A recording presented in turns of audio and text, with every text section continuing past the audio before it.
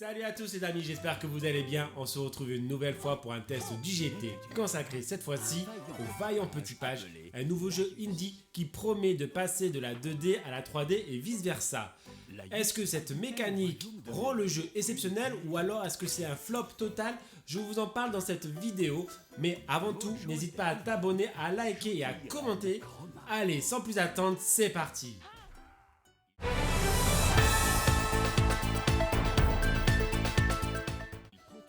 L'histoire vous plonge dans la peau de Laïus, petit page, héros de son propre livre, qui livre combat contre un sombre mage rage-cuite.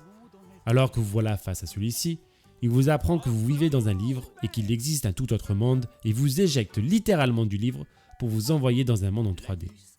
C'est alors que commence la promesse du jeu, de pouvoir passer d'un monde 2D à un monde 3D et vice versa. Oui, car c'est au fil des 10 chapitres, en réalité il y en a 9 car le 10e n'est pas jouable, que vous devrez faire plusieurs allers-retours entre le monde 2D et le monde 3D. Si la promesse semblait audacieuse et innovante, malheureusement le jeu souffre d'un manque de rythme prononcé et de certaines longueurs qui pourraient en rebuter plus d'un. Ici, les développeurs ont voulu jouer à la fois sur la tonalité de la 2D et la tonalité de la 3D, mais cela donne un sentiment récurrent d'aller-retour et qui finit par lasser. Malheureusement, le jeu ne propose pas vraiment d'annexe, à part de récolter deux types de collectibles, dont l'un sont des dessins de conception du jeu. Rien de bien foufou. Ne vous attendez pas non plus à pouvoir passer de la 3D et de la 2D et vice versa quand vous le souhaitez. Non, tout est scripté et très dirigiste. Au final, il vous faudra un peu plus de 6 heures pour finir le jeu et le désinstaller, car celui-ci, une fois fini, ne possède aucun New Game Plus. C'est comme un livre. Une fois que vous l'avez lu, vous le posez et vous ne le retouchez plus jamais. Et même si l'histoire propose un plot twist, celui-ci arrivant trop tard, ne permet pas vraiment de ranimer l'intérêt pour ce jeu. Pour moi, l'histoire n'est pas dingue et manque de rythme. Je lui mets donc un jaune. Les annexes, quasi inexistantes, vaut un rouge. Et enfin, la durée de vie pour le prix auquel est vendu le jeu, je la juge insuffisante. Je mets donc un rouge. Pour cette partie, le jeu hérite donc d'un rouge. Toutefois, si cette partie n'est pas dingue, qu'en est-il de la technique et du graphisme? Je vous en parle maintenant.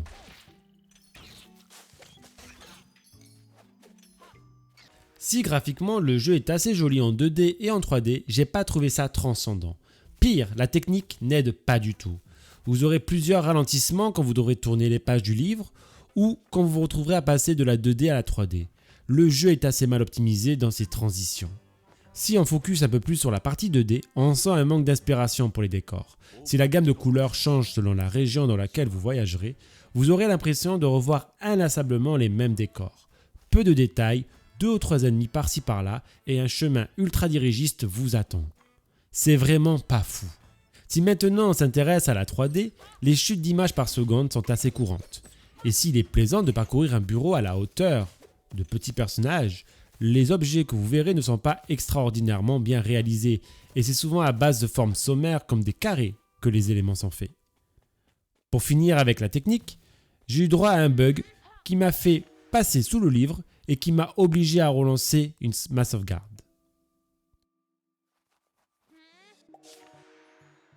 Et enfin la DA. Si les couleurs pastel du jeu donnent un côté enfantin au livre, celle-ci contraste avec les couleurs plus prononcées pour la partie 3D. Au début on s'émerveille, mais là aussi il y a quelque chose qui cloche. La redondance du même temps de couleurs dans une même région dans le livre provoque aussi un sentiment de lassitude. En conclusion, pour les graphismes, je lui attribue un jaune. Pour la technique, c'est un rouge direct. Un bug nécessitant un redémarrage, c'est un gros non pour moi. Pour ce qui est de la DA, si les premiers instants sont bons, on finit là aussi par ressentir une certaine lassitude, c'est un jaune. Vous l'aurez donc compris, pour cette deuxième partie, c'est un jaune. Finissons ce test, parlons gameplay et énigmes.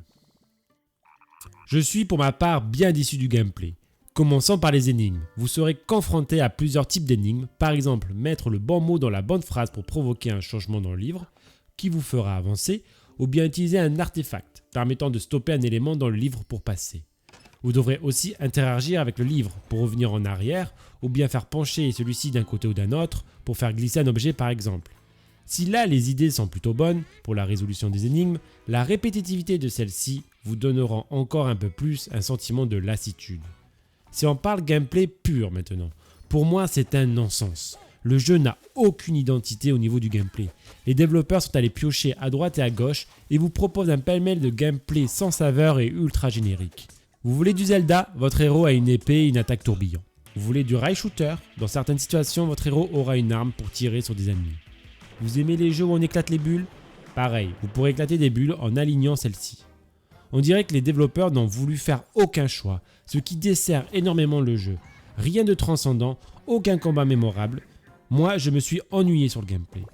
Au lieu de se focus sur un type de gameplay et de le faire évoluer au cours du jeu, ils ont décidé de piocher un peu partout et nulle part à la fois dans ce qui se fait dans l'industrie du jeu vidéo. Et quand se le disent, ils n'ont pas pioché les meilleurs types de gameplay qui puissent exister. Donc c'est avec une certaine déception que j'attribue un jaune à la partie énigme et un rouge à la partie gameplay. Au final, c'est donc un jaune foncé pour cette dernière partie.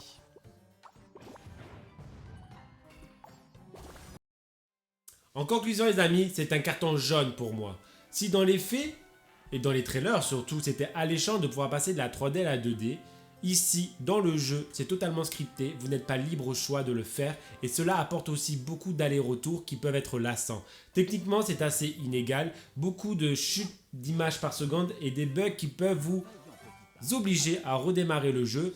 Et pour finir, un gameplay totalement générique qui prend un peu tout ce qui se fait de bien et de moins bien dans l'industrie sans apporter sa propre identité. Voilà ce que je pouvais vous dire sur ce jeu. N'hésite pas à commenter et à t'abonner à la chaîne. On se retrouve très bientôt pour un nouveau test du JT. En attendant, prenez soin de vous. Bye.